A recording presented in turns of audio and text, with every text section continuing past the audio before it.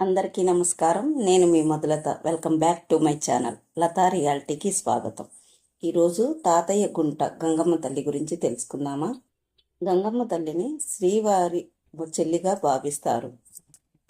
ప్రతి సంవత్సరం గంగమ్మ జాతర జరుగుతూ ఉంది. తిరుపతిలో గ్రామ దేవతగా గంగమ్మ తల్లి వెలసి ఉన్నది.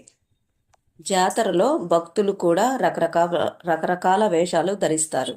ఈ క్రమంలో మొదటి రోజు బైరాగి వేషం వేస్తారు, రెండవ రోజు బండ వేషం, మూడవ రోజు తోటి వేషం, నాలుగవ రోజు దొర వేషం, ఐదో రోజు మాతంగి వేషం, ఆరో రోజు సున్నపు కుండల వేషం, ఏడవ రోజు పేరంటాల వేషం, చివరి రోజు అత్యంత ప్రధానమైన ఘట్టం విశ్వరూప ప్రదర్శనం ఉంటుంది. ఏటా గంగమ్మకు సారె అందుతుంది. తిరుమల తిరుపతి దేవస్థానం నుంచి గంగమ్మకు సారె అందుతుంది.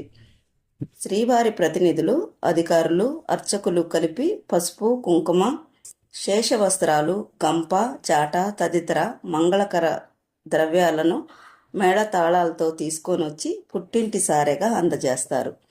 మిగతాది మీకు ఇక్కడ వీడియో పెడుతున్నాను, చూడండి.